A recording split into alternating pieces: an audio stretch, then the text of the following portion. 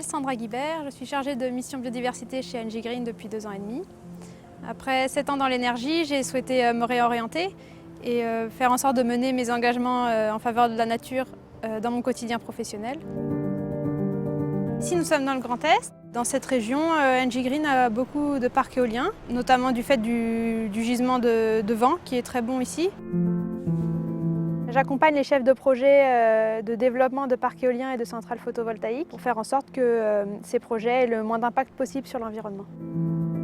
Ici, on est sur un site de halte migratoire et d'hivernage pour des espèces d'oiseaux de plaine agricole. Et ces espèces, on sait qu'elles ont peur des éoliennes et qu'elles s'en éloignent. Et donc, on a dû travailler sur une mesure pour leur retrouver un site de halte migratoire et d'hivernage. Pour ce parc éolien, on a fait plusieurs mesures, notamment la plantation d'arbres agroforestiers en plein champ chez un agriculteur partenaire.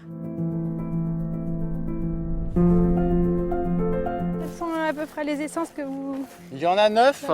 D'accord. Bon, il y a l'érable. Oui. L'érable, j'en ai 2 types, plane et sycomore. D'accord. Voilà, j'en ai profité pour ajouter des haies bouchons. L'agroforesterie, je pense que ça va apporter l'autofertilité. C'est-à-dire qu'à un moment donné, les arbres vont produire de la matière organique par les feuilles, Oui. en remontant les éléments du sol, de l'eau, produire de la biomasse et devraient fertiliser le champ à côté. J'ai appris que les arbres avaient énormément d'utilité et que c'était déjà l'origine du sol qu'on cultive.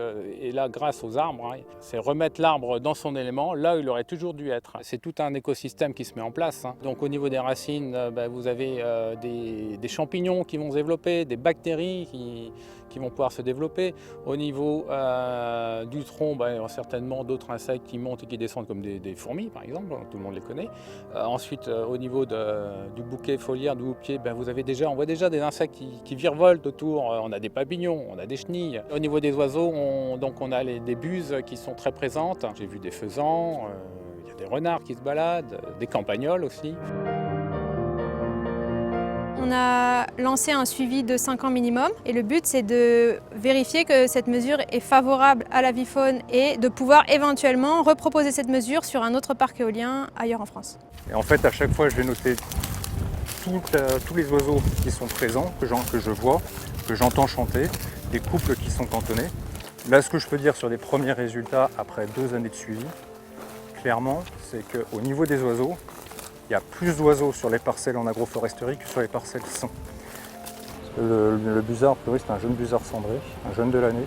Et NG nous a missionné, c'est un partenariat, on a une convention annuelle où on fournit un suivi scientifique et comme ça, on va, sur du long terme, pouvoir illustrer quel effet l'agroforesterie va avoir sur la vie faune. Un retour d'expérience qui est très intéressant, parce qu'on a quand même beaucoup de parcs éoliens dans le secteur, on en aura encore d'autres, et c'est quand même important d'avoir une optique de conservation globale de la vie faune et de se dire, bon voilà, ça marche bien, donc c'est ça qu'il faut faire. Ça marche pas, donc ça sert à rien de le faire. En fait, ok, un porteur de projet, il doit mettre en place des mesures, mais l'idéal quand même, c'est que les mesures, elles soient efficaces.